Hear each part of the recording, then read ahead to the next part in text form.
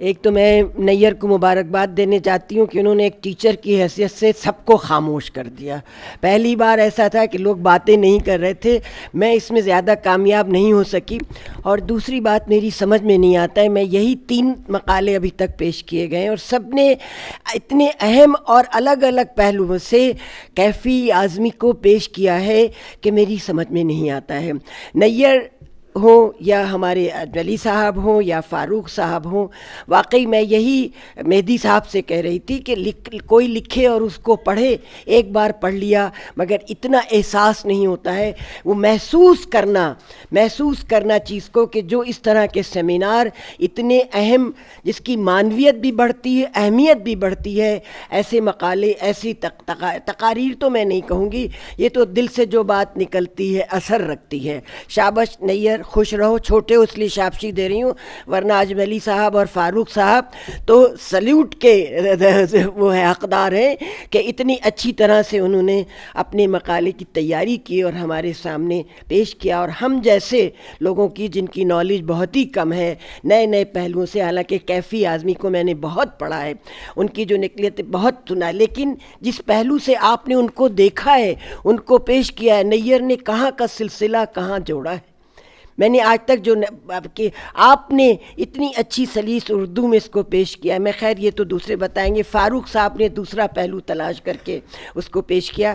بہرحال اب ہماری اختتام کی طرف تو نہیں آ رہا ہے، ابھی تو بڑے بڑے سورما موجود ہیں ہمارے بیچ میں، عمار رضوی جیسے، لیکن بہرحال شارف صاحب کو دیکھوں اور ان کے الفاظ نہ سنوں، ان کے انداز کو نہ سناؤں. 2 لفظ کہہ دیجئے بس، آئیے السلام علیکم، خدا حافظ کہہ دیجئے، وہ بھی کافی ہوگا. تشریف لے آئیے شارف صاحب، تشریف لے آئیے.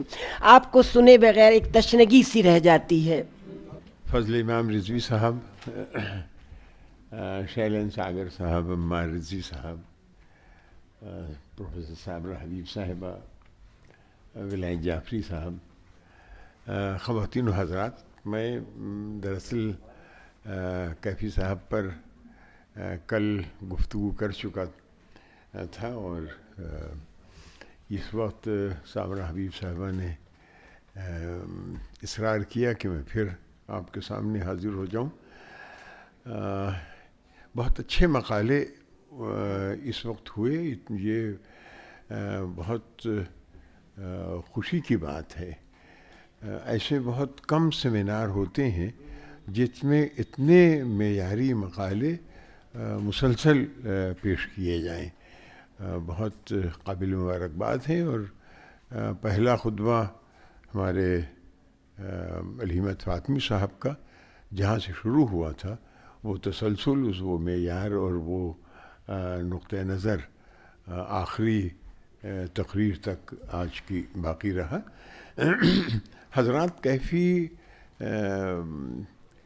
کی شخصیت ایک بہت ہمہ جہت شخصیت تھی، اور اسی لیے آج ہم نے یہ دیکھا کہ ان کے شاعری کے بارے میں جو گفتگو ہوئی وہ اتنے پہلوؤں سے ہوئی. اور اگر ہم ان کی شاعری کو اور زیادہ تفصیل سے دیکھیں اور زیادہ گہرائی سے پڑھیں تو ہمیں مختلف اور ان کی شاعری کے پہلو ملیں گے، پہلو نظر آئیں گے جن کو شاید ہم نے نظر انداز کر دیا. پہلی بات تو یہی تھی کہ سب سے پہلے ترقی پسند شاعری کو رد کیا گیا اور ترقی پسند نقطۂ نظر سے اختلاف کی بنا پر اس معیار کو اور اس شاعری کو نظر انداز کر دیا گیا.